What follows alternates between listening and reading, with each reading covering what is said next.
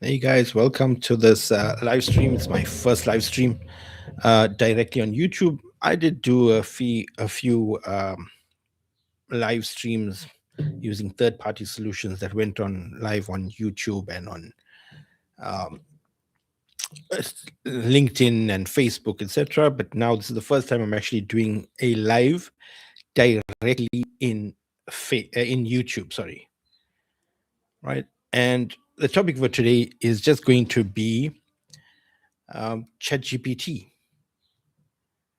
because I deal with so many people around the world that are using ChatGPT, uh, but honestly, they're not even using half of the features. And the first thing to do is to actually understand what options we do have, so then it makes it easier for us to actually take action and get the most out of it. Because as you can see behind me, it says imperfect action is always better than perfect inaction. And that's one thing I want everybody to keep in mind.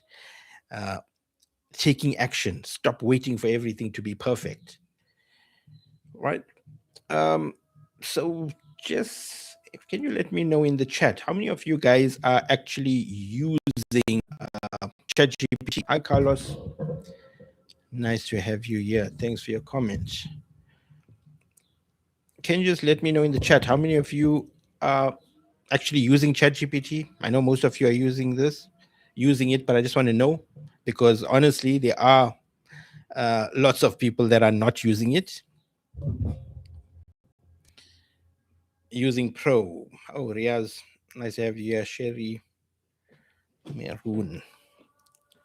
Using it but switching it to Claude. Yes. I just want to let everybody know that Claude is my favorite LLM at the moment, but because ChatGPT, that's what most people are using currently. That's why I thought I'll go through this first so people understand this, and then hopefully we can go into deeper into Claude and Claude Code and other topics in the future.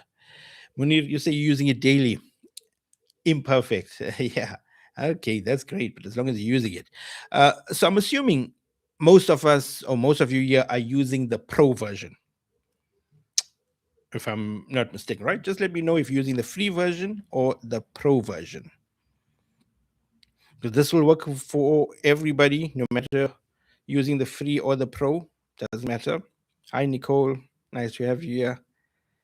Free for now, Merun. Pro. Sherry using Pro. Great.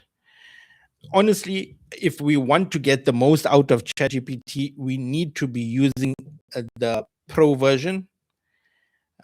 Nicole is using plus Teams. That's great. Um, but even if you're using the free version, it's a great way to start. But eventually, if we want to get the most out of it, we want to go into paying for it and using the Pro version. So hopefully, I'm going to share my screen. Hopefully, you guys will be able to see this. Great. So can you see my screen? Hopefully you can see my screen. I'm just going to move this over so I can see you all on my left-hand side. Great. So everybody's familiar with this, ChatGPT. This is the common dashboard that we all get. Now, firstly, where can we actually use ChatGPT? Number one is in the web, that is chatgpt.com. Go to chatgpt.com or just chat.com. You can access it there. That's one way of accessing it. The second way is via the desktop app. So you can use this either on a Windows machine or on a Mac. It'll work both places. Then we also have the mobile app. So that's on our phones. We have ChatGPT here, and it also comes with a few extra features on our phone that we do not have on the desktop or the web app. But just if you guys could just let me know, where do you use ChatGPT the most? Is it in the web? Is it in the desktop app or on your phone? Where do you use ChatGPT the most? If you just let me know in the chat where you guys use it. Web, phone. Oh, Meron, you're using a phone. Okay, great. Right. So I'm assuming most of us use it in the web. I find it the easiest to use because it's in my browser. I'm working normally. So that's where I access it the most. So the first thing I want to go over is the settings. So in our bottom left, if we click on our profile, you will see we have a few options here. It says upgrade plan, personalization, settings. Right, so I'm going to go into the settings first. Okay, great. So you use it on a laptop, and are you using it on the web on your laptop or in the app on your laptop?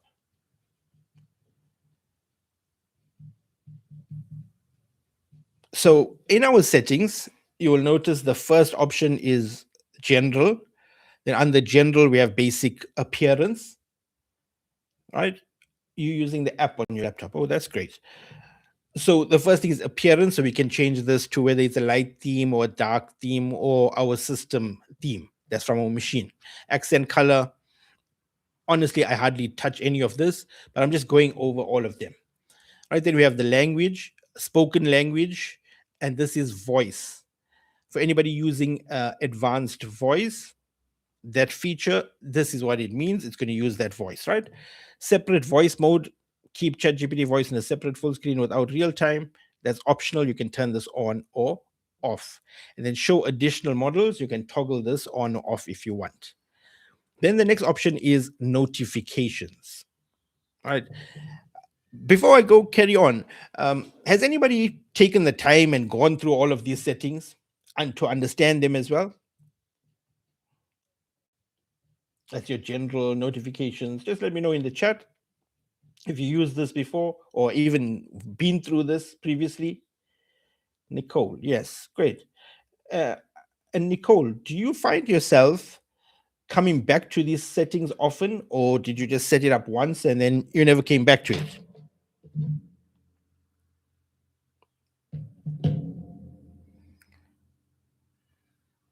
Let me know which settings you actually use the most. You went through it. Okay, great. So notifications, right? We can choose responses, group chats. I'm going to talk about this later on. This is a amazing feature. Carlos, you trained it on your voice and style. Amazing. Tasks, projects, these are just basically our notifications.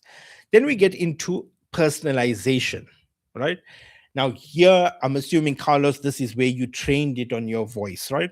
Because as the name suggests, personalization is where we can personalize it for us.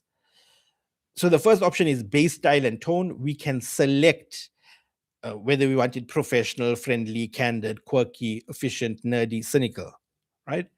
Or leave it on default, just as I have it.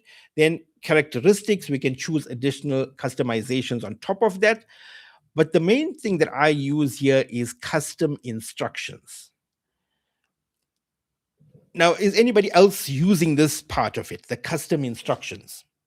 So basically what custom instructions are, these are global custom instructions. So whatever we set in here, this means it will work throughout our chats. So we can be on any chat, but whatever instructions we set in here, it will follow those same custom instructions. So Nicole, you are using this. So I'm just going to read over my custom instructions. And if you want it, I will leave it in the chat here as well. My instructions, so you can read over it if you want. I've added it into the chat. So you put a prompt in there. Okay, that's amazing. I put it into the chat. So I'm just going to read it here because I've put it also into a Google Doc just to make it easier to understand. So mine is really simple. All I'm saying is write like you're talking to a smart, no fluff friend. Keep it clear, direct, and real. Skip the jargon, skip the hype. Sound human, stay professional, but don't make it sound like a corporate announcement. Just be honest and easy to follow. Don't use M or N dashes. ChatGPT loves to do it, doesn't listen to me all the time, still does it from time to time. Don't use emojis. Here again, ChatGPT doesn't listen to me all the time, still uses emojis now and then. And then I have selected a few words. Never use the following words: delve, game changer, elevate, unleashed, exclusive, supercharge, mind blowing, revolutionize, snagging, skyrocket, delved, here's the kicker, unparalleled, ultimate, transformative, cutting edge, game changing again, and then streamlined. Because I found that for me, it tends to use these words a lot. Now, you may find other words that you find that it uses a lot. And if you're not happy with them, just add it in here and tell it never to use them. That's all my custom instructions, right? And I'm telling you the exact same thing. That's what I don't want it to do. So unfortunately, I cannot add in the custom instructions into the chat. It's too long. So what I'll do is I'll just share a link to this Google Doc, and I'll put this into the chat because it's not allowing me to put the full instructions. So if anybody wants to use this, you can use that. So it sounds like more or less the same wording you have. Great, right? And here as well, remember, we can word it any way we want as long as we're getting our message across. Then about you. If you want to add in a nickname, occupation, more about you, then we get into memory. And here we can say reference saved memories. Now you can either turn this on or off.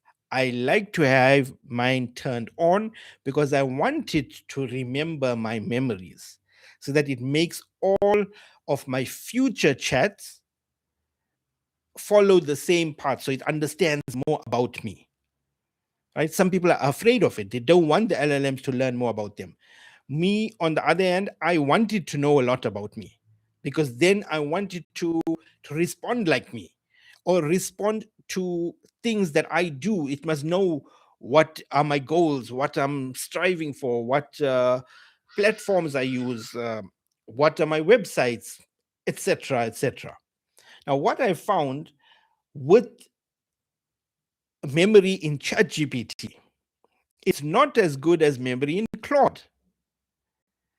I find Claude's memory much better than ChatGPT. It tends to listen better and not create unnecessary memories. What I found with ChatGPT, which also happens in Claude from time to time, it happens more in ChatGPT, is, for example, I do lots of client work in my ChatGPT as well.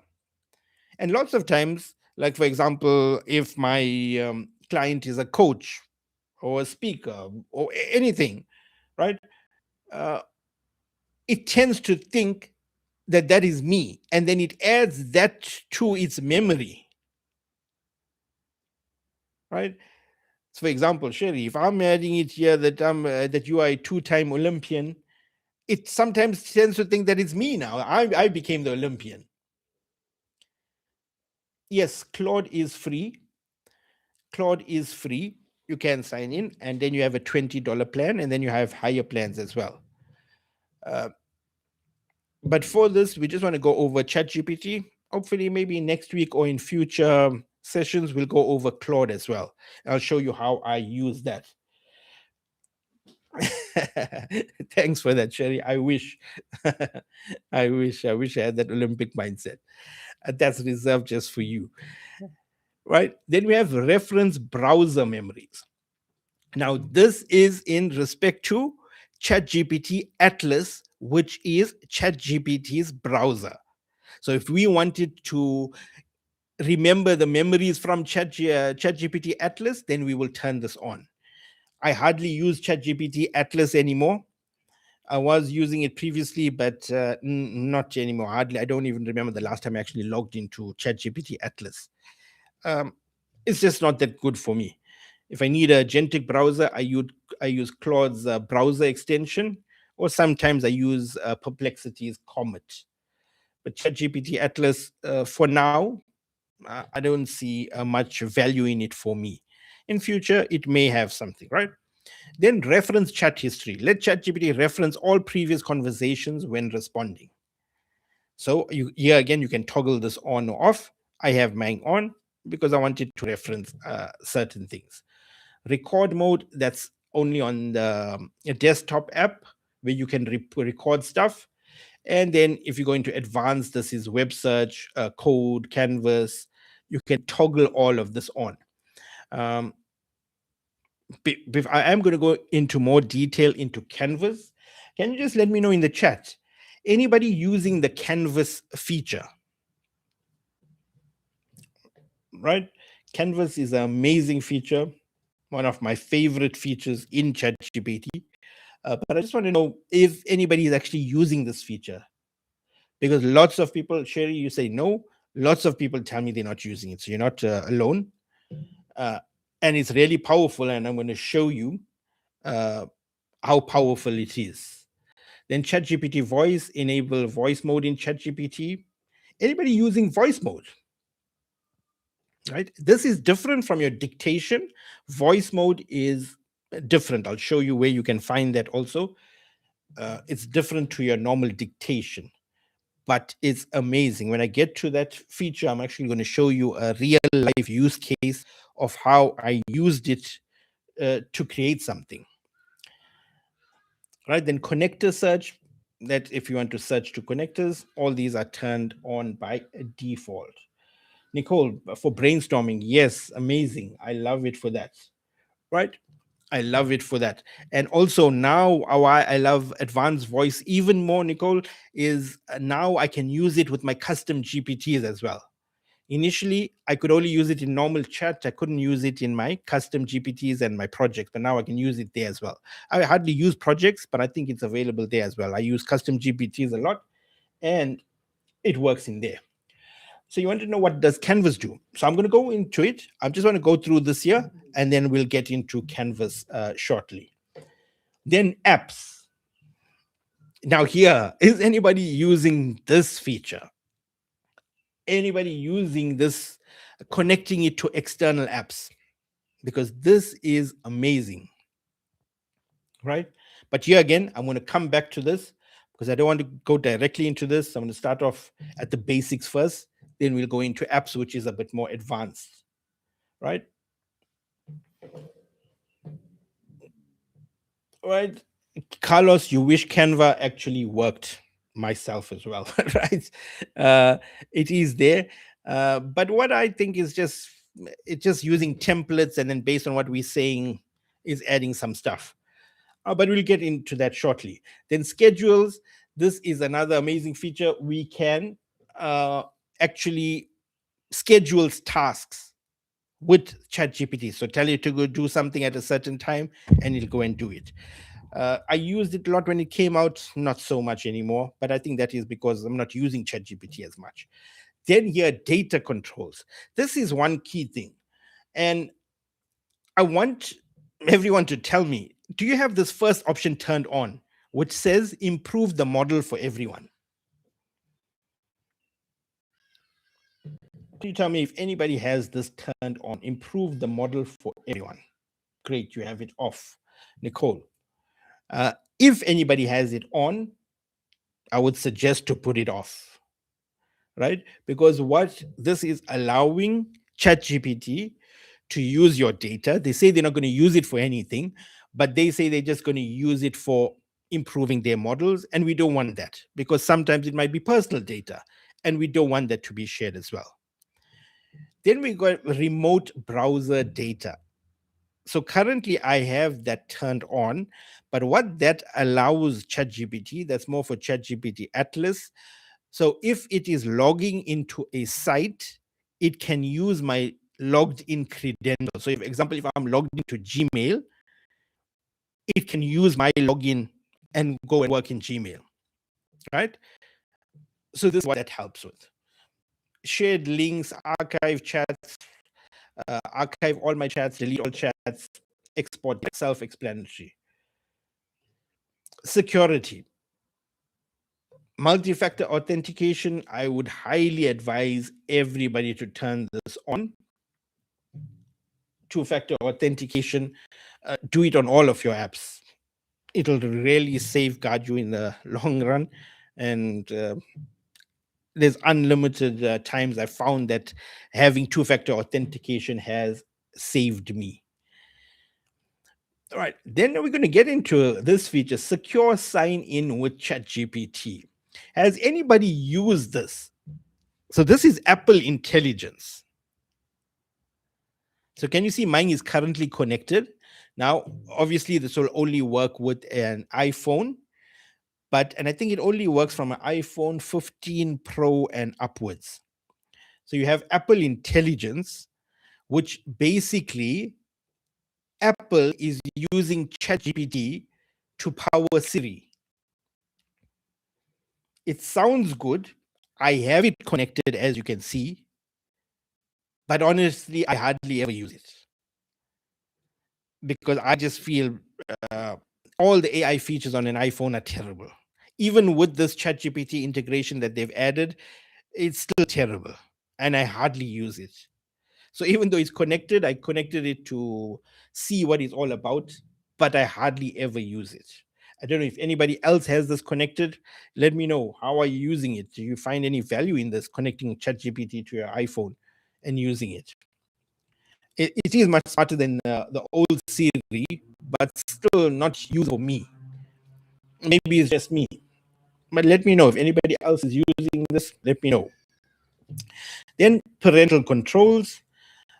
This is pretty simple.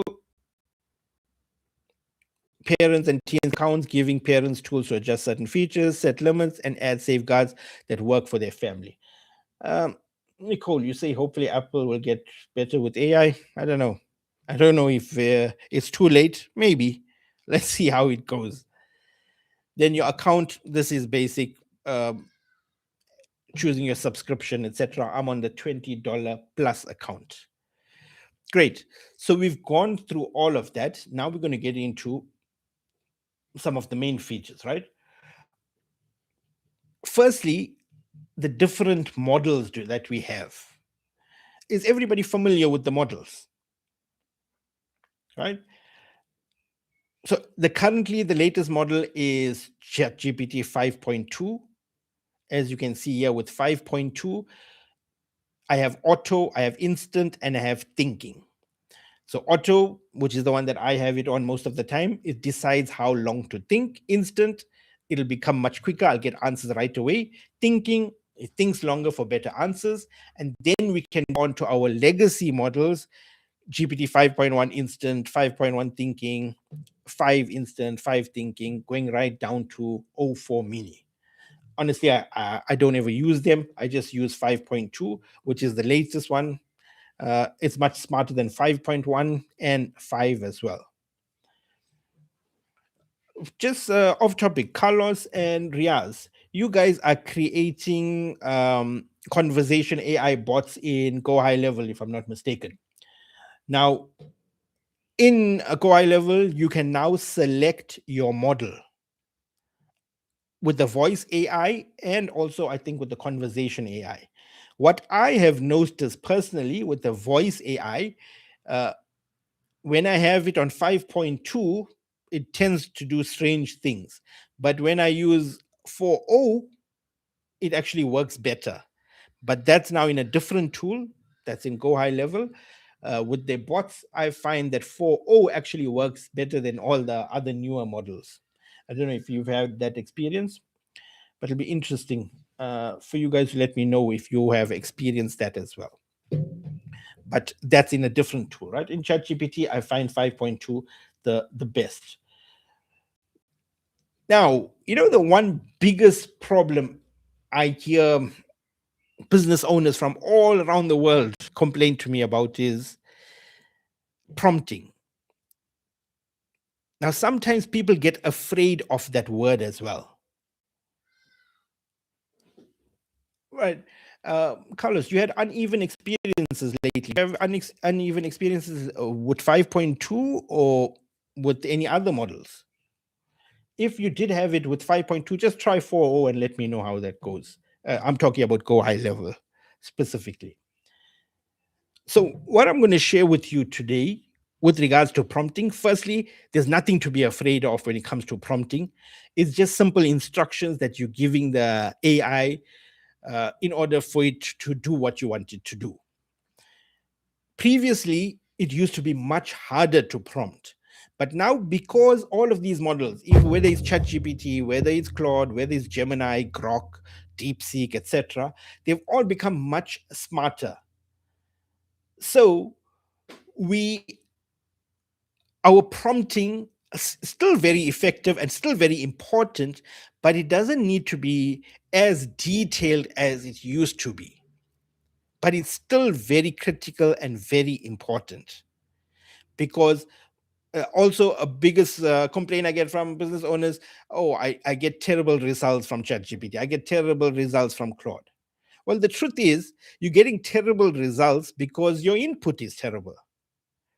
So if you give it a generic prompt, a generic input, then you have to expect a generic output. The more context, the more info you give it, the better results you'll get in return. And that's, I've seen this with people from all industries and from all over the world. They have the same problem.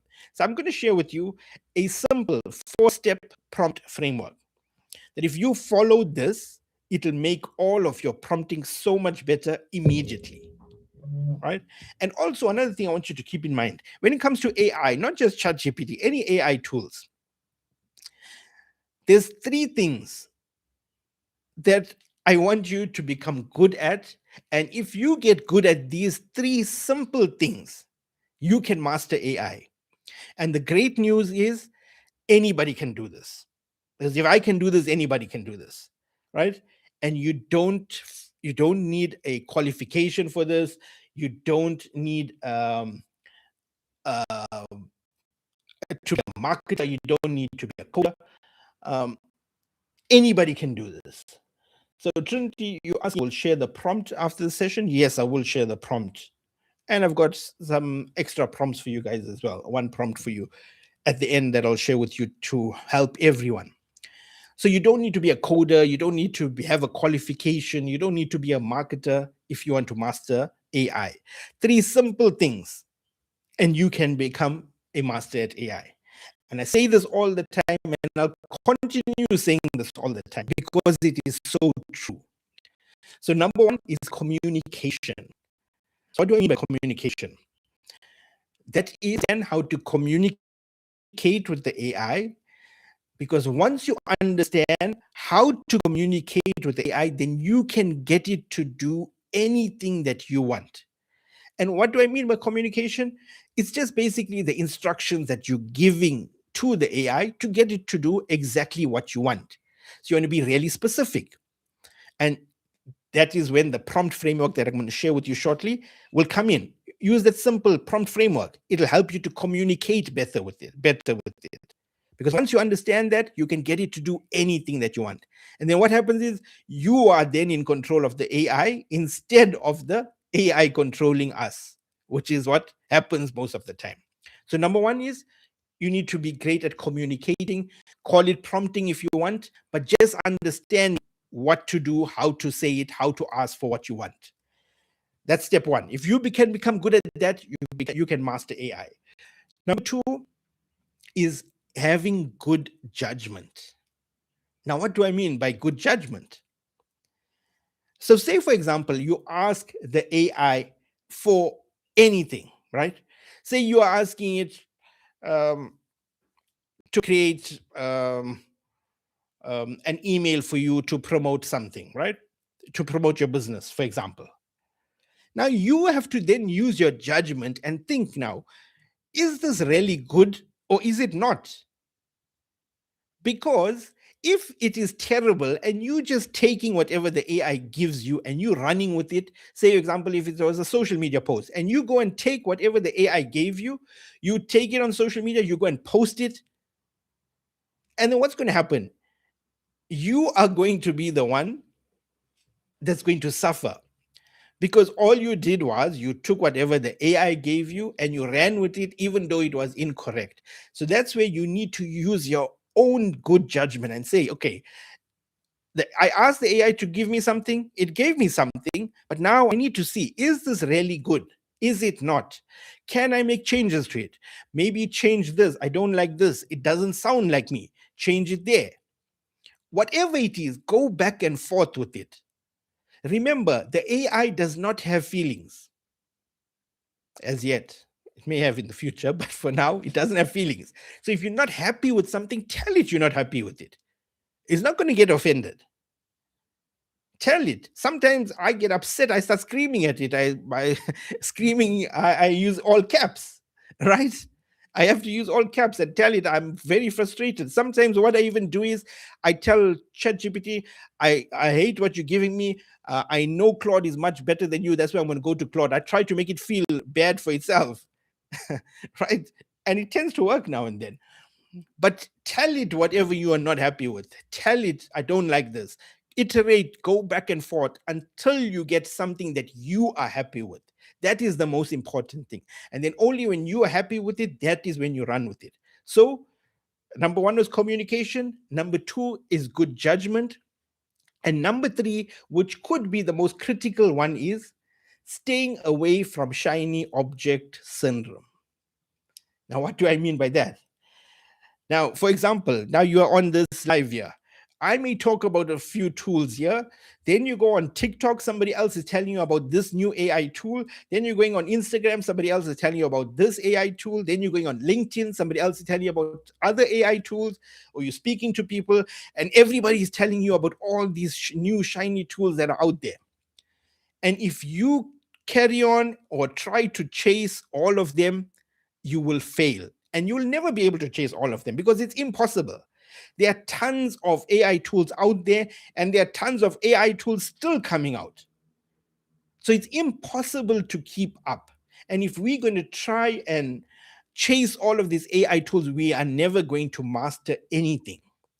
So pick your few tools, like for specific tasks, like for your general use. If you use ChatGPT or Claude, whatever it is, choose one of them. For images, you got something, choose that. But just have a few AI tools. Even if you're just beginning, I would say choose one only. If it's like you're just getting into AI, I would say choose one. Don't even go to Claude or go into Gemini. Choose one of them. If you're using Claude, right, master that first. You're using Gemini, just do that. Or ChatGPT, just do that. So what I'm saying is master what you currently have before trying to go after new shiny objects. And honestly, I can tell you from speaking to multiple business owners throughout the world, I ask them, are you leveraging AI? Are you using AI in your business? And they tell me yes. And then when I ask them, what are you doing? They'll tell me they're using ChatGPT.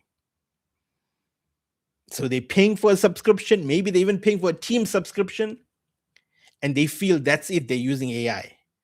The truth is they're not. And then I even push them even further, right? And I ask them, what are you using in ChatGPT? And basically they're using it like Google. So they're just searching for stuff or doing silly stuff, write me an email, but very vague and honestly not even getting a fraction of the power of ChatGPT. Because just like Microsoft Word, I'm pretty sure all of us have used Microsoft Word or even used Microsoft Word up to now. I don't even know how many features there are. Some people told me over 700, some people say over 7,000. I'm not sure which one is correct. But how many features do we even use in Microsoft Word? Very few. But there are so hundreds of features within Microsoft Word. So same thing here. There are multiple features, but we need to leverage them. Microsoft Word, maybe we don't need to leverage all of them. We just need to use the basics. In ChatGPT, we want to use the basics and we want to use the most powerful ones as well, because it's going to help us, benefit us, make us more productive. And ultimately, what our main goal is, we want to make more money. Being productive is great.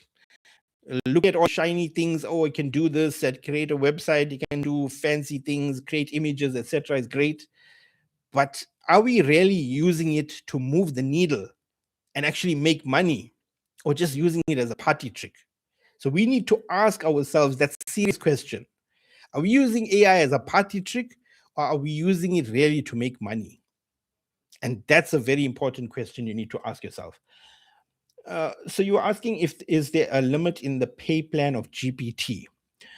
There is a limit, but honestly, I've never reached it. So you do get a plus plan, which is the one I'm on, and I think most of us are on, which is $20 per month. And if it's on the team, it's $25. Then you get a $200 per month plan, which gives you even more limits. But on the $20 plan, maybe I'm not using it a lot anymore, but I haven't ever encountered any limits. Right? You're asking meaning when you refine your project to satisfy response. Oh, okay. So are you talking about how long a chat can go? Right? The free version, I know there's some limitations, but on the paid plan, what I've noticed is not so much with 5.2, with the others, if your chat thread is very long, it tends to forget what it was doing in the beginning. But I'll show you a workaround for that as well. But with 5.2, it does that a little less. And even Sam Altman says that it shouldn't do that as much as it used to. But getting back to our prompt framework, right? Simple now, right? Firstly, to master AI, communication, understand how to communicate with the AI, have good judgment, use your good judgment when interacting with AI. And number 3, staying away from shiny object syndrome. Those 3 things, master that or become good at those 3 things, and you will master AI. Now, getting back to our prompt framework, I'm going to share with you a simple prompt framework. I'm going to show you a real life example as well. So number 1 is a role. For example, you are a digital marketer, right? That's great. I've given it a role, but it's still very vague. So I want to give it a role with a speciality as well. You are a digital marketer. You specialize in writing high converting email copy, right? Or sales copy. Let's say sales copy, right? Now, what I've done is I've given it a role, but I've also given it a speciality as well. You specialize in writing high converting sales copy, because digital marketing is really broad. There's so many parts to digital marketing. So I've given it a role and a speciality as well, right? So that's number 1, the role and a speciality. Number 2 is the task. What do I actually want it to do? I want you to write a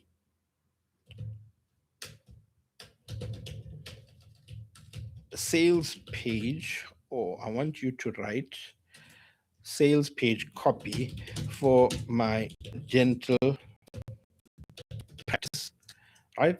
Now I've given it a goal. What I want you to do, I want you to write sales page copy for my dental practice.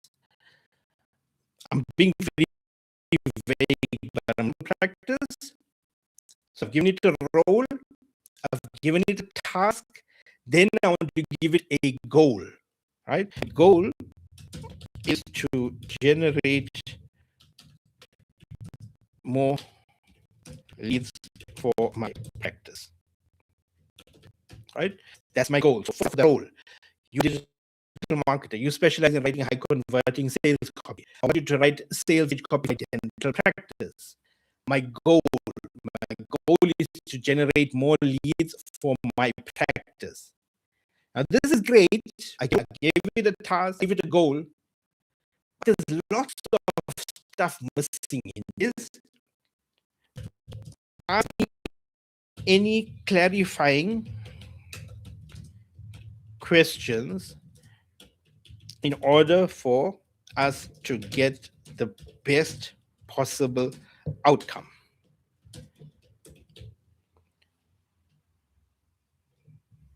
Right? So the 4th step is question. So number 1 is a role. Number 2 is a task. Number 3 is your goal? What do you want to achieve?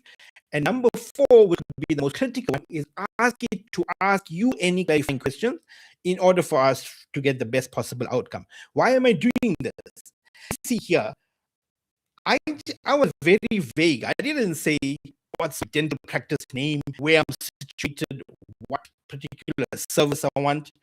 So by me adding this last part, I'm giving the AI permission to now understand or ask me questions, understand better what I'm trying to create, and then it will come back and ask me a few clarifying questions. So let's give it a go. Let's try. So I've given it this prompt here. So it says, perfect. Before I write a single line of copy, I need to understand the business properly. Strong dental sales pages live or die on specifics. Answer these as clearly as I can. Short. Now it's asking me all of this questions. Can you see how many questions? 10 questions in here. I haven't spelled it. I didn't spell it correctly. But this is what I want, because now it's going to become so much more specific. But it's doing that because I added in this last question. You can use this with any prompt. So when you add this to the end of your prompt, just this simple step now you're going to start answering basic practice. What's the practice name? What's the city and country? Years in operation? Number of dentists and hygienists? Are you owner-operated or multi-dentist practice? Who you want more?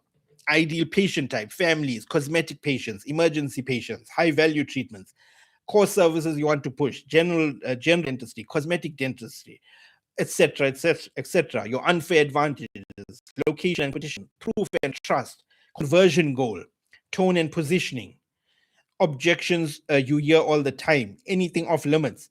Now imagine now, if I now start giving it all this context, it understands so much more about what I'm trying to achieve. Yeah, I did say what is my task, what is my goal, but it was very vague.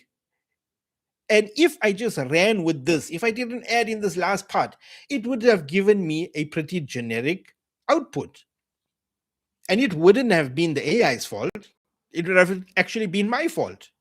I gave it a generic prompt. I gave it a generic input, but I expected magic in return. And that's not going to happen. Maybe in time to come, it will happen, but for now, it's not going to happen. So you need to understand the basics of prompting, and don't be afraid of that word. As I'm saying, it's just instructions that you're giving the AI. Understand how to communicate with it. And the other great thing is, my communication style can be completely different from your communication style. And guess what? None of them are wrong. So however you communicate, learn to do more of that and become better at that. Because also another problem I see many people having is they love to copy and paste prompts. Now, when you're starting off, when you're learning, that's great. I'm going to share a prompt with you guys as well. It's great. Copy that prompt, use it. But over time, teach yourself how to communicate with it. So example, when I give you a prompt, great, look at it, use it initially, become more familiar with it, but over time, see, how can I tweak this? How can I make it more towards my communication style and how you really talk and how you really interact? Because as I said, none of them are wrong. My one is not wrong and your way is not wrong. It's just our styles are different. So if you try to teach yourself somebody else's style, it becomes harder because it's not natural. Whereas if you try and do it in your communication style, you will see that it becomes much easier because you're not trying to learn somebody else's style. You're just using your style and you're articulating it how you want in your words. And as I said, both of them, none of them are wrong. So keep that in mind. Initially, it's good. Copy and paste prompts. Even if you want to in future, copy and paste prompts, but try to tweak them, make them your own. Merun, you're saying I'm 60 and for the first time I'm understanding this properly. Amazing. Honestly, that's the best comment I could have got. That made my whole life. Just that one comment that you made. That's all I wanted. Even if I could just impact one person, I'm happy with that. Right? Because it's critical. We need to understand the basics first. Then it becomes easier for us to implement the more advanced things. So that was the goal of this whole session. Even more, I wanted to go through with you, but everything starts with this prompt. So just understanding this framework. Besides Merun, is there anyone else that found this useful? Or are you using something similar?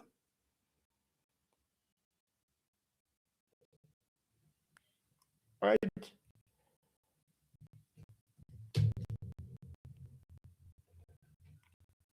So I'm going to go on to the next thing. Next thing, if everybody's happy with this, with prompting, you feel that you can do more with prompting, just follow this simple 4-step prompt framework. I'll actually create on this prompt framework. Right, I'll share it to you in future sessions as well.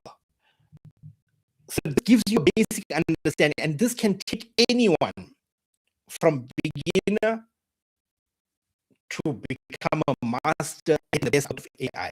This simple 4-step prompt framework, and as I said, anyone can use this and anyone can master AI. Now, there were some questions regarding Canvas, right? And this exact same thing, right? And all I'm going to do here is in the same chat, right? In the same chat thread.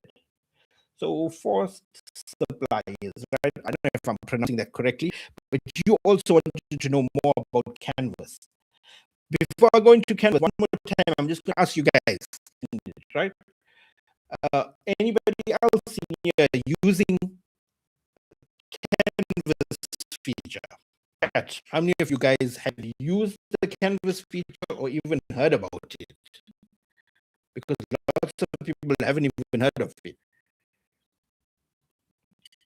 Then I'm going to say, I'm going to use something generic. I'm going to say call for all the answers. I want you to open up the copy in Canvas. My sound is breaking. Is it good now? Just let me chat. Right? But what I'm doing here is I'm just saying your answer your own questions. This is just a do, but I want you to open up the copy Canvas. So I'm doing it now to open up this thing in Canvas. Right? This is now it's opening it in Canvas now, right? This is a Canvas. Can you see? Canvas. I'm going to open it up once it's finished. But another way, if you want to access Canvas, is if you click on the plus sign here, you will notice you got add photos, add from Google Drive, create image, deep research, shopping research, agent mode. Then if you click on more, now you will see here is can you hear me, all of you?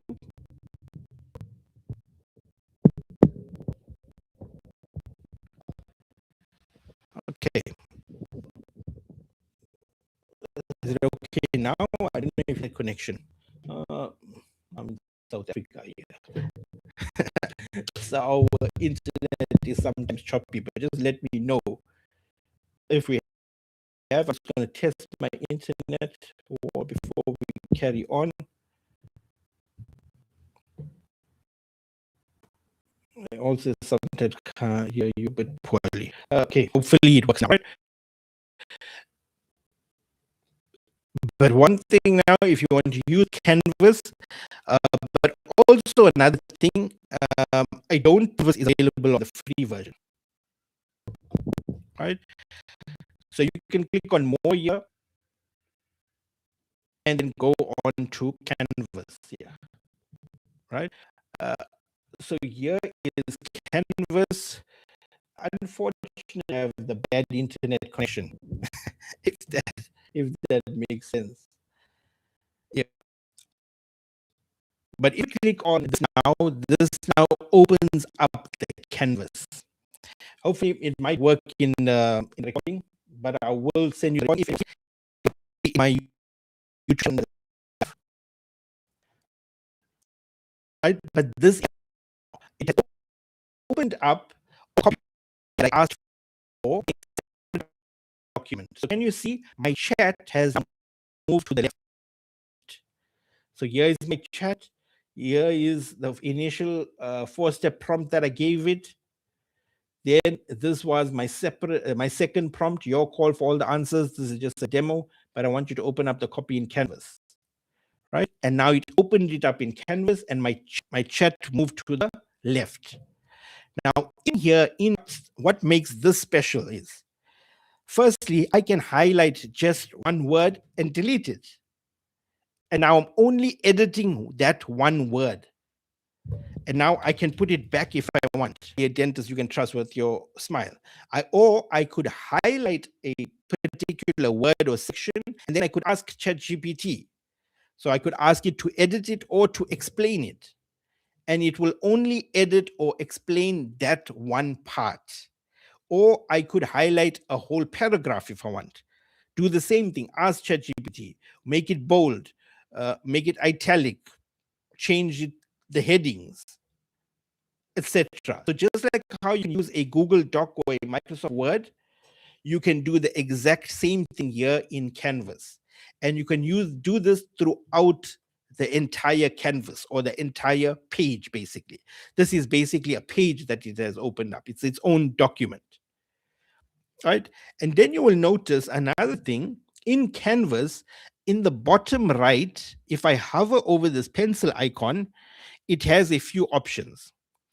So the one thing is suggest edits. If I click on this and I click on run, it will now go over the entire copy. As you can see, my hands are here, I'm not doing anything. It's going through the copy, and then it's giving me suggestions for the entire copy. Right? So it's almost done. And here's my suggestions. So now I have a few options. I can read it. Here, for example, it says, consider adding a short subheadline under this that makes a clear promise tied to an outcome, such as comfort, clarity, or confidence, to immediately anchor the benefit of the reader. Then I can choose to apply this or to ignore it. So I can click on apply, and now this will add that to my copy. As you can see, it added in the subheadline. I can do this for the rest of the document as well. Right? And now for some reason, this thing has moved, but now it's come back. Then the next option I have here is adjust the length. So I can make the length the longest, or I can make it shorter if I want, or keep the current length. I could make it a little shorter, shortest, and the very short. Same thing, I can make it longer or the longest, or I could just keep it at the current length. So I can do this in there as well, right? Then the next thing is the reading level.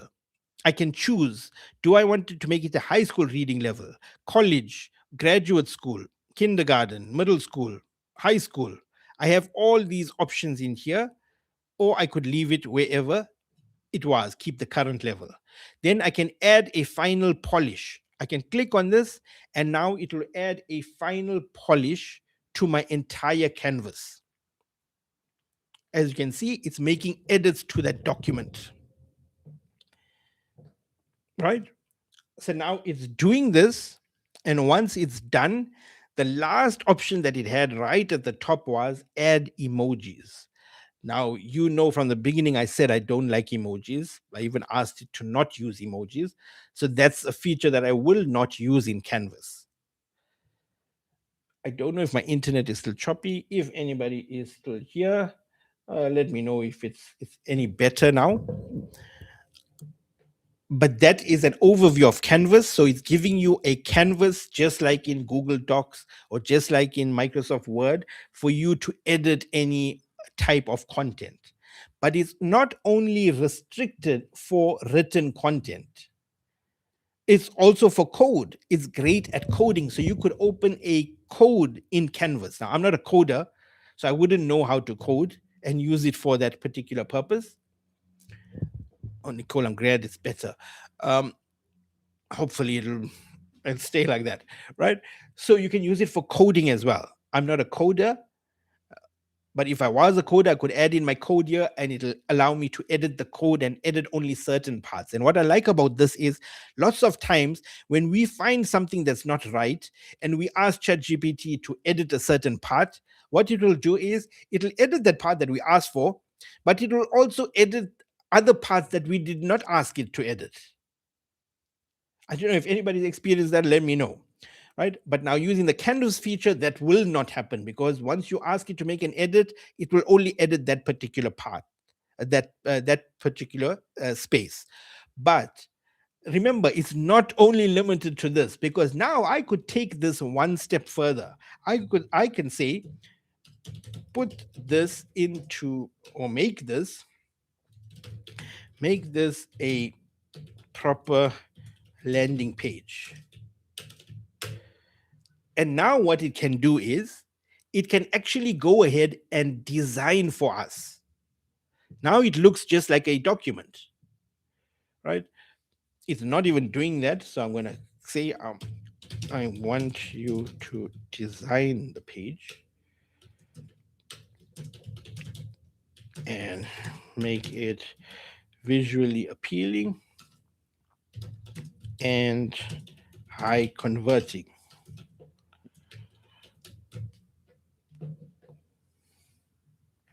All right, let me just let that finish.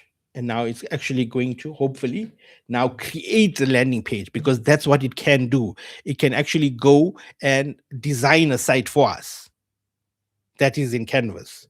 It looks like it's not designing it here, but it can do that.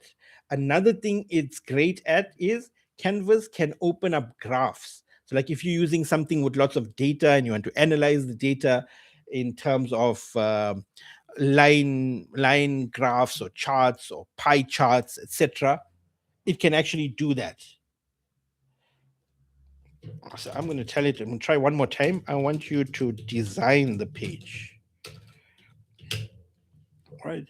It is supposed to do that. I don't know why it's not doing that. It looks like it's just editing the same thing.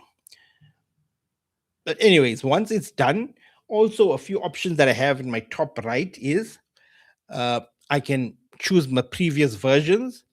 Once this is complete, I will be able to download this, and I have multiple options of what format I want it downloaded in as well. And then I can also share this if I want. I can share it with somebody. I can copy this, or I can use the version history. All right, so it's telling me done. I've fully designed the page in the canvas. What you now have is not just a copy the notes, but a complete landing page blueprint a designer or developer can build from without guessing. This includes exact section by section layout, visual hierarchy, and spacing logic, CTA placement.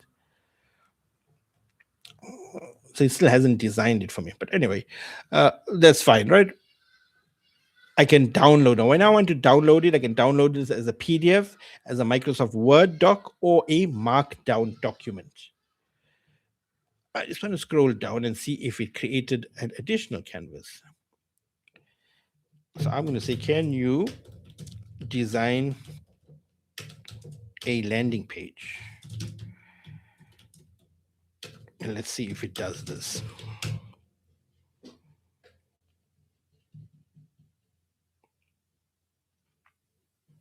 Got to go. Thank you for all the language knowledge. Thank you, Maroon, for being here. I appreciate it, and hopefully you got some value out of it. Right? But Canvas is actually supposed to be able to design this. I haven't tested this feature in a while, but it is actually supposed to design it visually, show me the landing page. I've done it previously and it worked. But anyway, you get an idea of what Canvas can do and how powerful it is. Now, before we go, I'm just going to very quickly go over a few more features, and we can continue with more features in the future if this is what people want.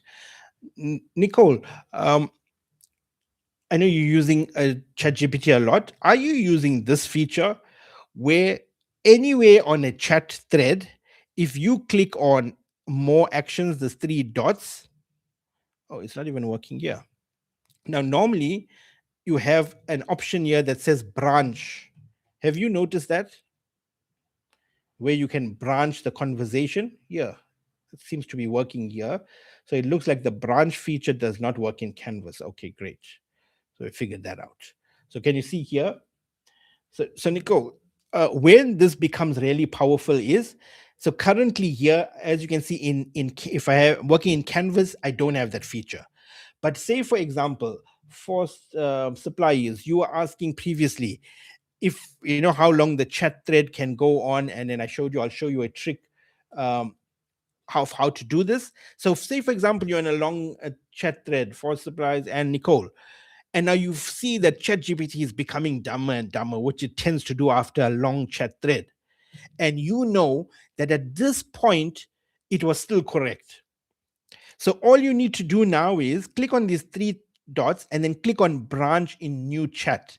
And what this will do is from that point and above, it opens a new chat. So think about it. If it was being really smart up to that point, you're going to continue it being smart because it's starting a new chat thread.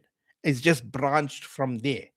Or another feature or another way you could use this is maybe you want two versions for two different parts, right? Say you want two different parts. Now, maybe you want to create content for one type of audience, but you also want to create different thing for a different type of audience. So this is another way you could use this feature. But Nicole, try this out. Let me know how it goes, because you say that you were inserting the chat link into another one, and that has not always worked. So this will hopefully solve your problems. Now, can you see, because this is in a branch, I cannot branch it again. But if I carry on chatting and I can say design, can you design a website, a landing page for me? I'll just leave it like that. Right? Then you can do this in the future. I made your day. I'm glad I did. Honestly, second best comment. Thank you. Thank you, Nicole. So that branch feature, another thing, it's there, but many people don't even know that it is there. So use this also, especially like if you see that it's doing silly things, which it will do. Don't think that AI is going to be perfect all of the time. This will happen from time to time. So use that feature. Then before we go, I just want to share with you, I'm not going to go into it too much now, but on the left hand side of my chat thread, right, you're asking if it works in different chat threads. So I can say here, right, I can say here, right? So this is in a custom GPT. And as you can see, I can do the same thing even in custom GPTs. Does that answer your question, Nicole? So this is, as you can see, this is in a custom GPT and it still has that feature. So from what my understanding, what I figured out today is that it only doesn't work in a canvas, right? But this will work even in a custom GPT. Just out of curiosity, Nicole, do you use projects or custom GPTs more? Me personally, I find myself using custom GPTs more. And the reason why I use custom GPTs more is both. I'm going to share with you another feature here, why I use custom GPTs more than projects. But before I actually show that, I just want other people to understand We've gone through Canvas. I'm just going to briefly go over custom GPTs, which is what ChatGPT is, which is what Nicole is referring to, which is a feature that I use a lot. You can see I've got tons of custom GPTs here. I have even more. I don't even know. I lost count of how many custom GPTs I have. Projects, I don't have that many. I have a few. I have more here. But basically, what custom GPTs are custom versions of ChatGPT that you can train to do specific tasks. One thing that I want you to keep in mind when it comes to custom GPTs, and one thing that I found most businesses make a mistake with, is they try to make one custom GPT that does everything. And that's when it becomes a problem. You are better off creating multiple custom GPTs that do multiple tasks. And now I'm going to show you how you can actually leverage and use multiple custom GPTs together. So example, if I am in this thread now, I can click on the @ symbol. And now can you see it brings up my other custom GPTs here, all right? So now I can actually, I don't know if I saw this, but it actually showed some of my projects. Yes, this looks like my projects. So Nicole, it doesn't automatically get saved in the project folder. Otherwise, I would only use custom GPTs. Ah, okay, I understand. Yes, that is a frustration. But if I am looking at this correctly, Nicole, this is now telling me I can add this to a project. I never knew that this feature was there, because can you see these first ones are my projects? If I go down, these are now custom GPTs. I just need to verify that. But why I like custom GPTs is I started off with one, which is my ideal customer avatar. I can now go into another custom GPT, which is my offer, and now say, based on, or just say, create me an offer. So I started off with one custom GPT, and now it's gone into a second custom GPT, and it's all in the same chat thread. So it understands what I did before this, and then it creates whatever I want, right? So that's why I like custom GPTs. But now I noticed that other feature of adding it to projects, which I'm actually going to do now as a test as soon as we finished.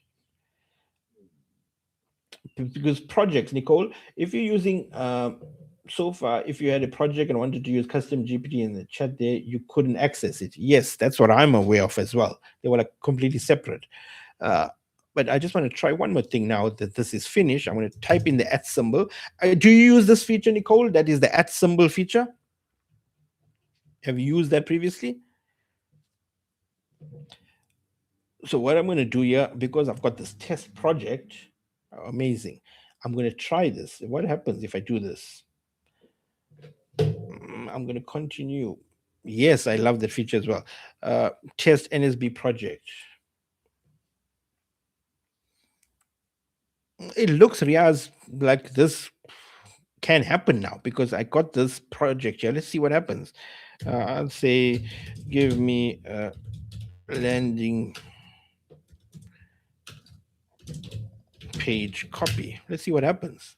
After this, we'll go into this test project. It's just a test project and see what it did here.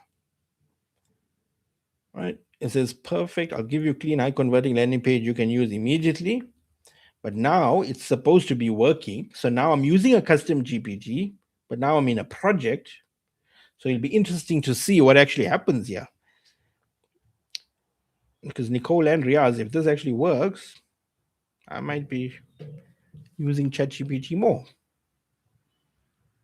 Let's see. All right, so it's given me the landing page copy. Once it's finished, I want to go into that particular project and see what it did. Say next step, rewrite this. So it's done now, right? More actions, I can do that. But now let me go into this project actually. Oh, but I went into this project and it's not here. This was a test project, so it had no chats in here. And as you can see, it didn't do anything. So I don't know. It's allowing us to use that project, but I don't know. Maybe it's just allowing us to take content from that. I don't know. Maybe referencing the file. Yes, could be. Yeah. But at least we can do it. So it looks like they are trying to do something about that. The other thing for you guys that are using projects a lot, Nicole, can you share projects? Can you share projects, right? So I can click on share, right? Copy link, and only those invited, anyone with a link, right? So now this is also a newish feature because previously you could not share projects, right? But one thing you have to keep in mind when you're sharing projects, it says this project may include personal information. All project contents are visible to collaborators. Personal memories are disabled for shared projects. You couldn't even see the projects within the team so far. But now this feature, I know it's been around for a while, but for me, it was coming and going. Now I can actually share a project. But what is interesting is what happens after when I share a project. Like if I add something to this project, do you see it as well? It'll be good to actually test this out. So Riaz, I might add you into this test project, send it to you, and then you can tell me what you see after that. Oh, it actually has a link here. So let me see if I share this link with you guys. Yeah, if I share this link, I added it in the chat. It'll be interesting to see what happens. I'm actually going to create a test chat in this thing. This is a test. Tell me what ChatGPT projects can do. Let me click on that. This project is not accessible or was not found. Make sure you are using the correct account. Oh, maybe I didn't make it public. Do I need to make it public? Okay, let's this is finished. So once this is finished,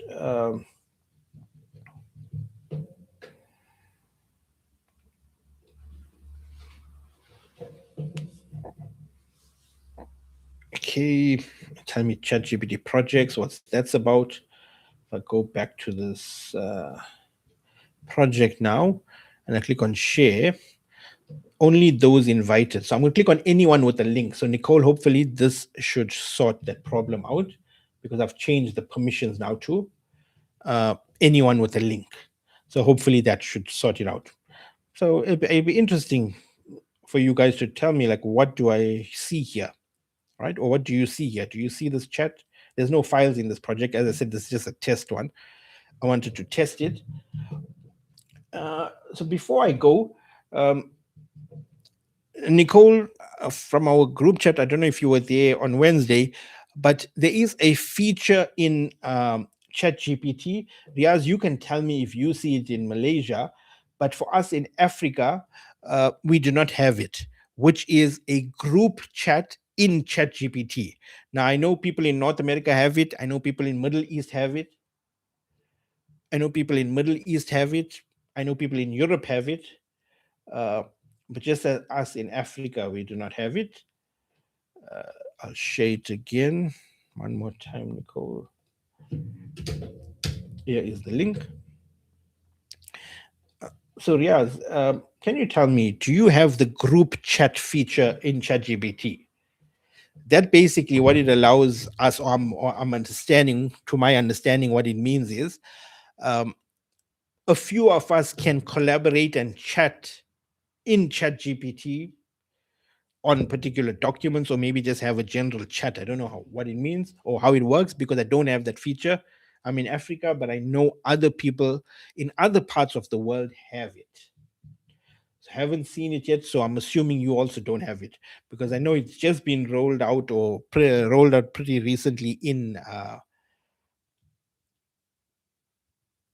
because oh, you see, unfortunately you can't open it sometimes, also because I have a team account. Yes, that is, sometimes you think the team account would have all the features, but it actually has some restrictions, which is crazy. Yeah. But yeah, there's a new feature called group chat. I know people in Europe, North America, Middle East have it. And the last thing I want to share with you guys is, can you see that stand behind me, right? The TV screen where it says imperfect action is always better than perfect inaction. Now, the TV is on a stand.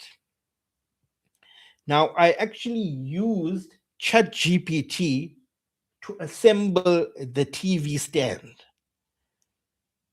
And I did that with ChatGPT's voice mode.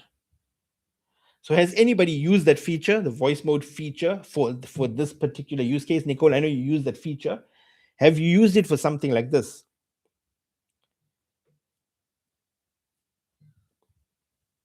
Oh, strange. You can open it with a plus for account. Can I check the project for your news? Yes, let's check it. Okay, this is a test from Riyadh. So, okay, so that's great. So that means now we can collaborate on this. Oh, that's amazing. So, Nicole, if you could just add a chat, I want to see how many people can we add to this. It's amazing. So we can add people to a project and we can all work together with one project. Right. So this will only work on your phone. And how I did this, Nicole, was if I click on voice mode, it's going to start talking, but let's see. Absolutely, I'm here. Let me know what's on your mind or what you need help with. Okay, don't do anything. I'm just doing a demo. I don't want you to respond at all. Just keep quiet until I say speak. Let me know if you understand. Got it. I'll stay completely quiet until you say speak. Just let me know when you're ready for me to respond. Great. So what I wanted to show you guys, all right? So I'm using voice mode on my phone. Now you will notice I have an option where it shows a video camera and a microphone. So if I click on the video camera, this now opens up. It gives ChatGPT permission to actually view what it can see. Exactly. And now that you've said speak, I can jump back in. So yeah, once you turn on that Don't camera, speak, don't speak. I'm still doing the demo. Right? So it helped me step by step because it could see the actual TV stand, and then it helped me to actually assemble it, told me what part goes where, what to tighten things. I didn't even, I had a user manual, which it also referenced, but ChatGPT did most of the work. And you're saying perfect for blind people, Nicole. Yes, people that are visually impaired are using this a lot because what they're doing is it's helping them, like people visually impaired or even blind too. It's helping them to get a cab, to go sightseeing, and do stuff that they would have never done before. Because basically, it can help them. It's like their eyes. And I know there's specific programs that have been created now with AI for the blind specifically. So it's amazing. And another feature within voice mode, also, one is it can see my camera, but another feature that's also very underutilized is if I click on it again, you will see there's another feature where I can share my screen. So can you see when I click on the plus sign, I can then share my screen.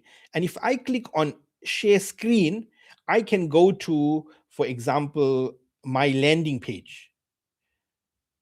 Right? I can go to my landing page and I can tell it, hey, chat, I want you to analyze this landing page and tell me how I can make it better. And I want it to be high converting. Tell me what I need to change to get more conversions.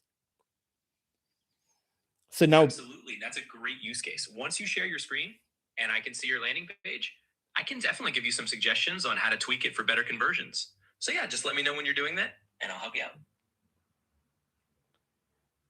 Okay, so I actually thought that I shared that, right? But that's a use case also. I can share my screen, it can see my screen, and it can actually do that stuff, right? So that's also a use case of the voice mode feature. But it works only on mobile. Those two features where you can share your screen and share your camera only works on mobile for the moment. I would like that feature on desktop so that I can share my screen and it can actually assist me. Like, if I'm stuck in any particular software, normally we take screenshots, then go and ask ChatGPT. If we could actually see our screen and guide us, it'll be even better. Okay, so it says when you update the project folder, you should be able to see our chats. So if I refresh this page, Nicole, great. Carlos, I see you. Nicole, I see you. Riaz. That's amazing. So similar to the group chat feature, maybe. I'd like to find out how that group chat feature works. Okay, guys. Do you guys have any questions? I got to go. I was actually supposed to do 60 minutes, but we've gone a little bit longer. Let me know if you have any questions.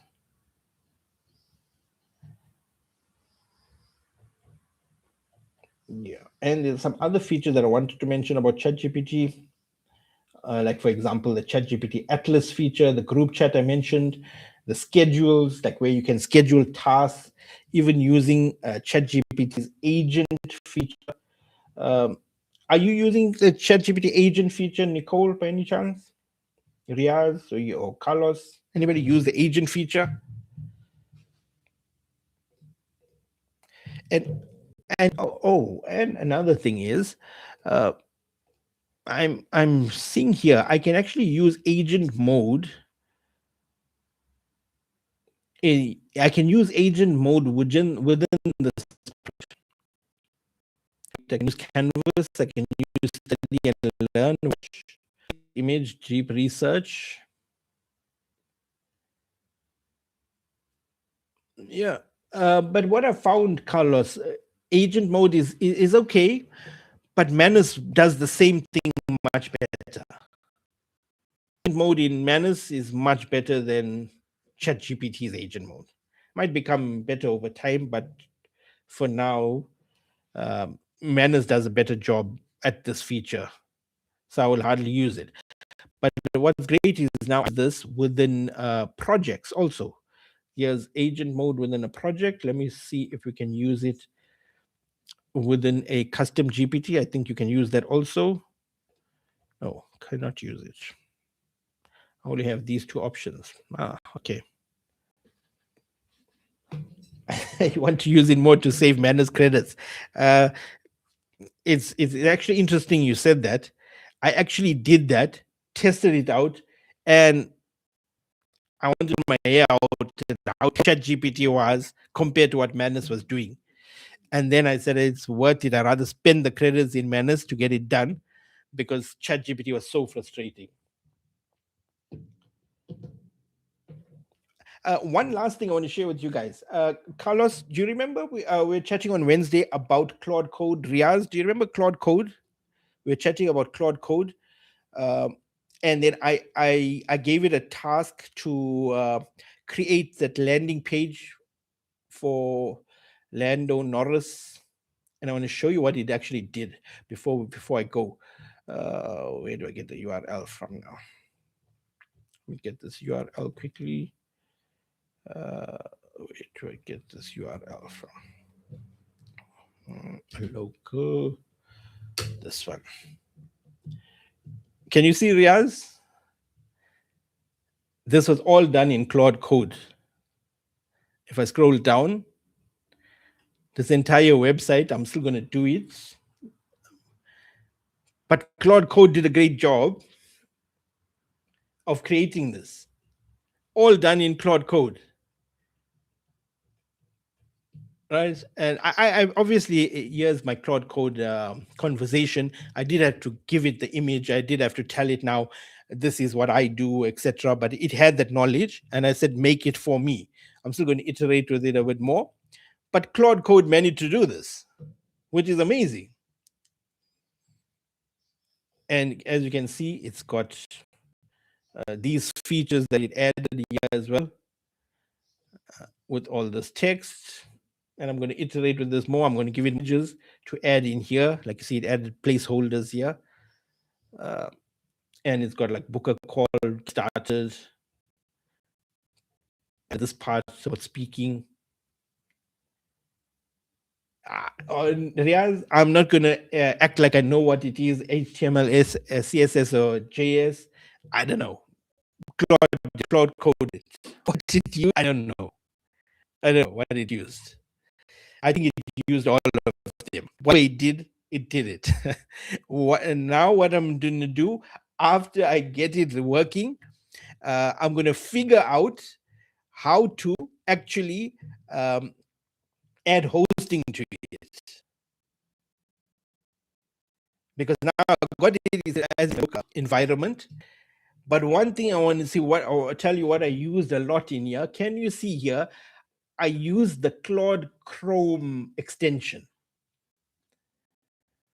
So what that was, it allowed Claude Chrome to actually view it, because what problem I was having here was, firstly, it was taking a screenshot.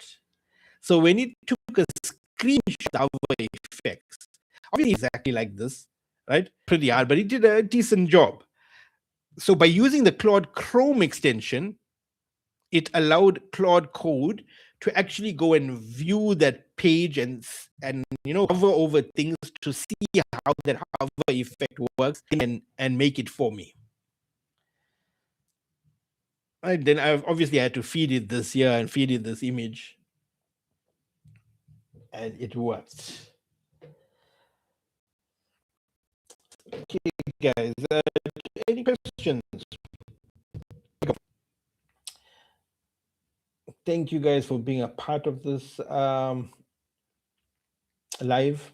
I'm going to hopefully do it again next week, same time, I think. And I just want to become more consistent and just play around, learn more about YouTube Live, and take it from there. So if you want to join me next week, hopefully it'll be same time on YouTube again. I think it's the platform that I want to try and grow on the most. And it's just easier for me as well in terms of what I want to do. And if you have any questions, let me know, because I can see everybody who's left here. You have my details. Yeah. Thank you for being here. I appreciate you guys. Chat to you soon. Take care.